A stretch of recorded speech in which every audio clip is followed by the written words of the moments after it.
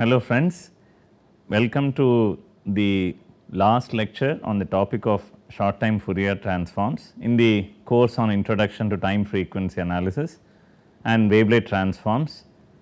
As per our convention, this lecture is numbered lecture 5.4, and in this lecture I am going to illustrate essentially the idea of filtering using short time Fourier transform, which will pave the way for wavelet filtering later on. Before we do that, I would like to briefly talk about time frequency tiling. Again, this is keeping in mind that we will look at wavelet transforms shortly. So, both the topics of interest in this lecture are kind of futuristic, in the sense in our lecture it is futuristic. And then of course, we will close the lecture with a few remarks. It is more or less a summary of what we have learned. We have looked at the theoretical aspects of short time Fourier transform. In the previous lecture, we examined how the window length and window type can affect the nature of short time Fourier transform. We also discussed the discrete short time Fourier transform, which is the most practically implemented version of the short time Fourier transform.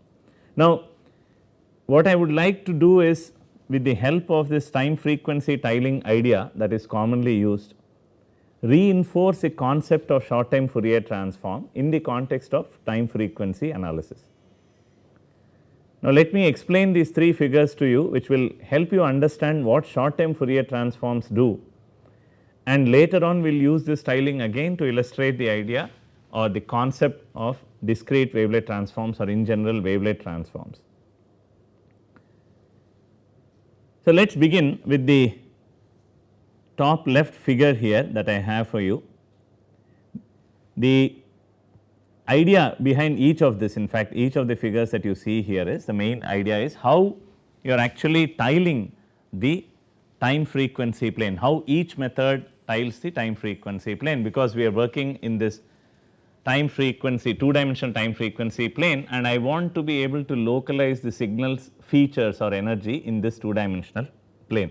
That is the basic objective in time frequency analysis, and each method differs in the way it arranges this tile. So, imagine that you have a floor and you want to lay down some tiles, or that you want to lay down the tiles for this room or the floor of the room, and what the regular sampling or the Shannon's tiling does for you is, it tiles this room, that is this two dimensional floor, in such a way that you have vertical tiles.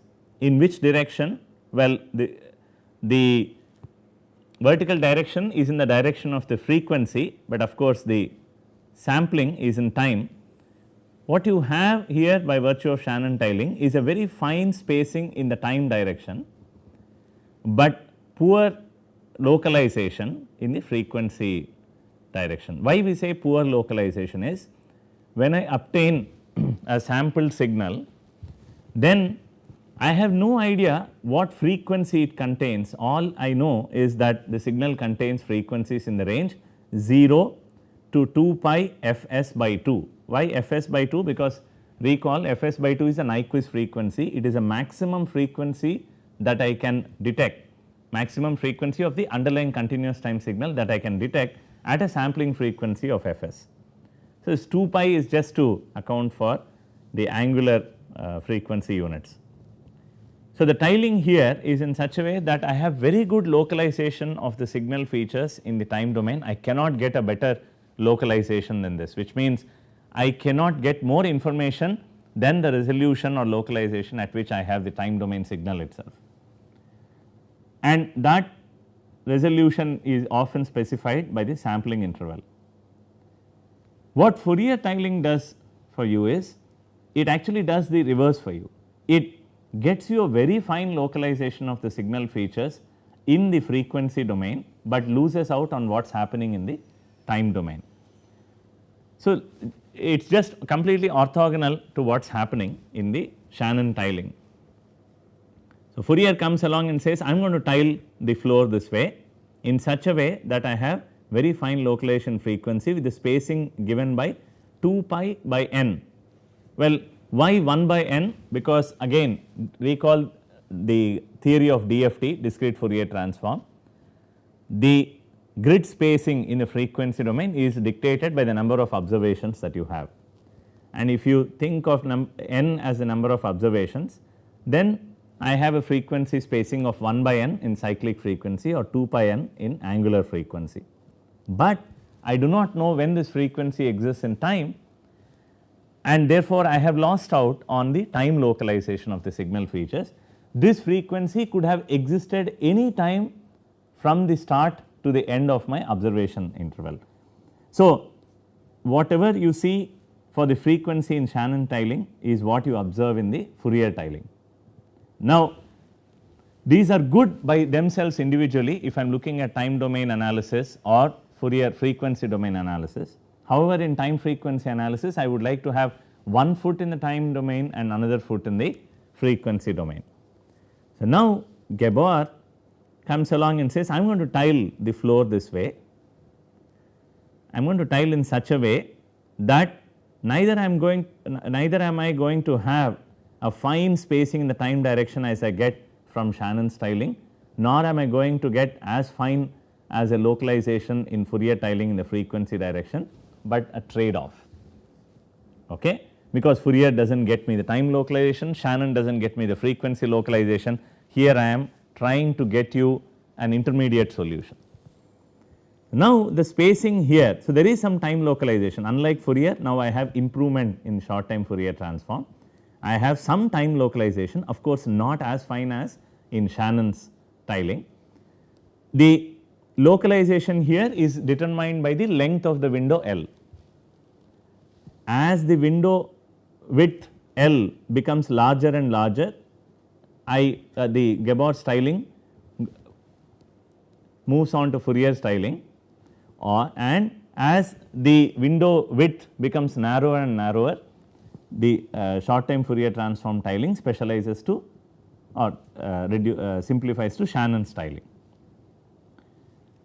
right. So, why this relation exists? The relation exists because of the duration bandwidth principle. So, that is what is the underlying principle that connects all these tilings together.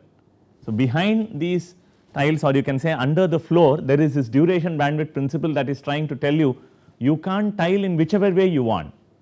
You can't choose a very fine tile, tile which is very narrow in time and frequency domain. There is a thread underneath this floor which is telling you what you cannot do and what you can do. So, I start with Shannon tiling and I let go the time localization from Ts to L. So, that means I have a loss of resolution here, but what I gain is on the frequency localization. Or you can say I can start with Fourier tiling and I let go the frequency localization, and what I have is some time localization. Now, what you should observe here is all the rectangles in this tiling are of the same dimension, right. They have the same breadth and length. This is nothing but a representation of what we have seen earlier. The spreads in time and frequency of the energy localization due to short time Fourier transform is the same across the time frequency plane. Stated otherwise, whether I am looking at extracting high frequency components or low frequency components from the signal, I am going to use the same filter with the same bandwidth, right. But that is not necessarily the best thing to do when you have these signals where high frequency components may persist only for very short period of times. High frequency components would mean sudden jumps, abrupt changes and blurps and so on. They usually do not persist for a long time, whereas low frequency components take time to evolve. So, this is a typical scenario, not necessarily the scenario always. A lot of times this is a scenario. In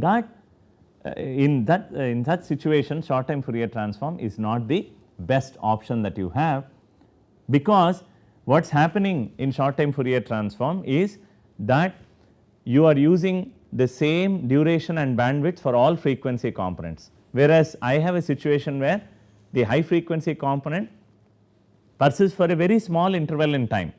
Therefore, I should capture the time localization of the high frequency component very nicely, which means I have to let go the frequency localization for high frequencies.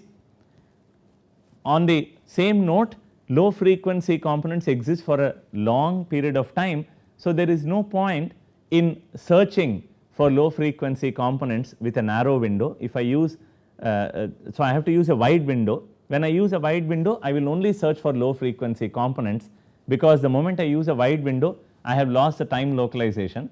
Therefore, there is no point in searching for the high frequency components. This is the key difference between short time Fourier transform and wavelet transform.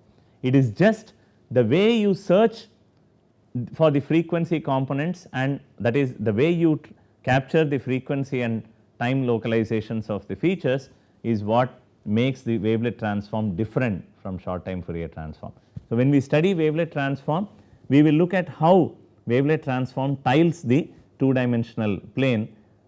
For the moment, I leave it to you to imagine. You can actually sit and draw based on what we have discussed. Wavelets get you very good frequency localization for low frequency components and very good time localization for high frequency components. So, you can imagine now how wavelets would tile the time frequency plane. And in passing, I also want to mention the tiling that you see for short time Fourier transform is for the discrete short time Fourier transform with orthogonal representations. That is, you are marching in such a way, that is, you are marching the window in such a way that you are generating orthogonal family. Remember, there is no, that means there is no overlapping between the windowed segments. That is the simplest to understand, and therefore, we have drawn the tiling with that perspective in mind. Of course, you can draw the tiling for the other one, the redundant one as well, but that is not necessary or useful for discussion. Okay. So, we will return to this tiling when we talk about wavelet transforms. The next topic in the agenda for this lecture is to show you how you could use short time Fourier transform for filtering. We have already seen how you can use the spectrogram for time frequency analysis, where you plot the energy density in the two dimensional plane, search for features, oscillatory features or other features of interest, and then extract those features. Here, I just want to illustrate to you the idea of thresholding on a very simple example. This is actually not necessary, in the sense it is not necessary to use short time Fourier transform, the classic Wiener filtering based on the spectrum, but on the same idea that we are going to talk about does a very good job for you. But anyway, the purpose is to illustrate how one could filter the signal with the help of spectrogram. So, let us consider a simple example. I want to estimate a sine wave from its measurements. I am showing the measurements on the top of this figure here. I have 256 observations and its spectrogram is shown here. I am using the wave lab to generate the spectrogram.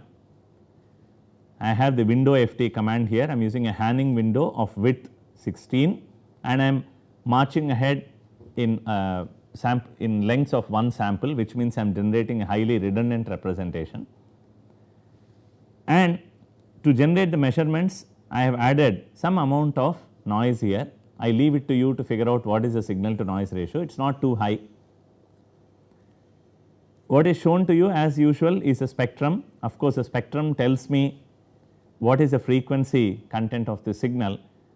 Now, let me tell you that it is a good idea always to go through this analysis systematically. That is, you look at the time domain measurement and then you look at the spectral density, that is, you carry out a Fourier transform, construct the spectrum. Then it will give you an idea of the global features. So, before you zoom in into the time frequency plane, it is always good to have an idea of the global features, which means what frequency components are present, and then you can choose your window length accordingly. All right. Here, of course, I have chosen a window length based on some prior knowledge of the signal, but try and first look at the spectrum and then determine what windows you should be using. All right.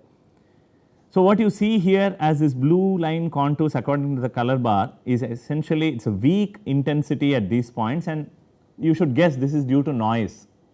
If you were to plot, if you were to obtain the spectrogram plot using TFR STFT, that is a routine that I have used earlier to illustrate the ideas of continuous time short time Fourier transform, then you would see on the top a value called threshold.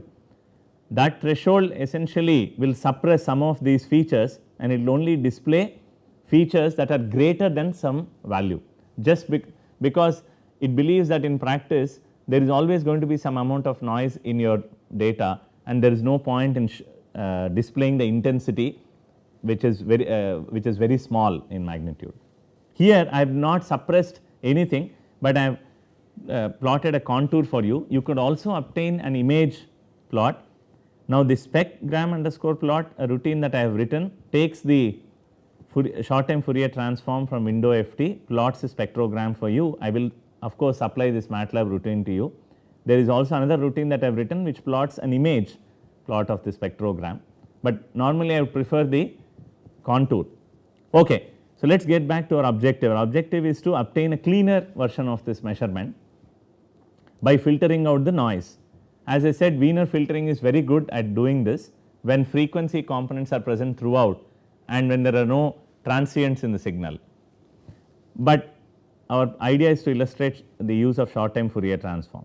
Now, in Wiener filtering, the idea is again to cut out or to zero out the spectral values below a certain threshold in the spectrum and then reconstruct the signal using the phase, because using spectrum alone you cannot construct the signal. The idea is the same here that I am demonstrating for filtering. I will cut out all the values of the spectrogram lesser than a predetermined threshold and then reconstruct the cleaner signal by from the remaining non-zero short time Fourier transform coefficients. So, here is the result of that. The MATLAB code for doing this is given below. What I am doing here is in the second row line of this code, I am finding out the time and frequency indices of those values of the spectrogram that are less than 0.1 in magnitude. Of course, you can ask what is the sanctity about this 0.1, there is nothing, no sanctity about it, but the threshold, this value here is largely determined by an a priori knowledge of the noise variance that you may have, or you can actually estimate these noise levels. There are methods of estimating that from the spectrogram itself based on some assumptions that you may make on the noise itself. This is also the idea in wavelet based estimation, signal estimation. There you perform a wavelet transform, threshold and reconstruct. There are again in wavelet transforms methods for determining the threshold automatically from data statistically. Okay, so I have found those indices, zeroed out the short time Fourier transform coefficients at those locations, performed an inverse short time Fourier transform. Note that you have to use the same window that you used for analysis, you can't use a different window for synthesis. And now I am showing to you the cleaner version of the measurement, which is in the blue here, solid blue, and the original sine wave itself, which is the dashed red color. Of course, you cannot expect a perfect match. If it does, then there is a match fixing there, right. So, that is not correct. There will be some difference between the reconstructed sine wave and the true one, but it is pretty close. Of course, you can come up with measures of what is meant by closeness and so on. What I show you as well is a spectrogram of the cleaned signal on the right side. You can compare this with the spectrogram of the measurement. Effectively, I have cleaned up the noise in these areas. Now, this estimation of signal by cleaning the noise in a transform domain is a classic idea that has been there for very long, since the times of Wiener filtering and so on. The basic idea is like washing our clothes. When our clothes get dirty, then I have a measurement, that is a noisy measurement. Now, I want to wash this clothes. What do? I cannot whip it and get rid of the dirt. I have to soak it in water and also add some detergent, right. Soaking in water takes the dirty cloth into a transform domain, and then adding the detergent is equivalent to performing some kind of thresholding operation, including the spinning and so on, everything, and then once the water is rinsed out with the dirt and cloth are nicely separated in the water plus detergent domain. I get rid of the dirty water and the dirt, I get a cleaner cloth, I dry it, then I have a clean cloth which is obviously not the same as the original shirt that cloth that I purchased from the cloth store. There is going to be some difference. Now, what would be the difference? Maybe the detergent has eaten away a bit of the cloth, depending on the power of the detergent. If it is a very powerful detergent, then it can eat away a lot of the cloth, and it can claim that you have a cleaner cloth, but what you have is a cleaner but lesser cloth. So, the same story here in signal estimation. You can be very aggressive, you can be conservative. If you choose a larger threshold, then you will lose the signal as well. If you choose a smaller value of threshold, you may end up retaining more noise, right. So, that is the basic idea. So, what you are doing is you are laundering the data and getting a cleaner signal. It is exactly the same idea in wavelet transforms as well. When we discuss the signal estimation and readability, you will find very strong similarities, and that is why I am laying the foundations for you right now. So, you can play around with the thresholds, or you can try other signals and so on. I leave that to you, but this is the basic idea, all right. You can also use this idea to extract certain frequency components. When we say signal estimation, it need not be always that I want to get rid of noise. It could be also that I want to only selectively extract certain features of the signal. There, instead of applying a certain threshold, you can completely zero out the value of the short term Fourier transform coefficients in a band that you do not want the frequencies, or you can retain only those short term Fourier transform coefficients in the band that is of interest to you, and then reconstruct the corresponding signal. Okay. So, that is the generalization of this thresholding idea. Again, that is what we will also do in wavelet transforms. With this, I would like to close the lecture as well as the topic of short time Fourier transform. Now, this is a summary of what we have learnt until now. I just want to highlight the main points. One, that the short time Fourier transform is definitely a significant improvement over the Fourier transform in getting the time localization, but is largely dependent on the window properties such as window length and window type. Mostly window length governs the ability of the short term Fourier transform to get the time frequency local features for you, and there is no universal answer for choosing the optimal length. It will depend on the application. So, the best thing is to plot the spectrum first and then determine the number of windows and the window length that you want to use. The good news is that you can estimate instantaneous frequencies by locating the ridges, right, which are the points of local maxima in the spectrogram, and we have demonstrated that as well on chirps. And importantly, the local duration bandwidth product, when I say T hyphen B, it is duration bandwidth product. It has a larger lower limit than that of the signal, which means exactly what we have seen in the styling here. The time localization of the short term Fourier transform is worse than that of the signal, and the frequency localization is also worse than that of the Fourier.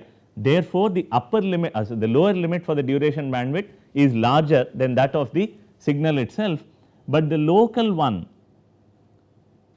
is bounded. It is actually bounded by the signal itself. That gives some good, that gives me some good localization properties of the short term Fourier transform. So, it is somewhere essentially the summary of the message of the last point is that the short term Fourier transform gives me a solution that is intermediate between the signal, the Shannon tiling and the Fourier tiling. That is what it means.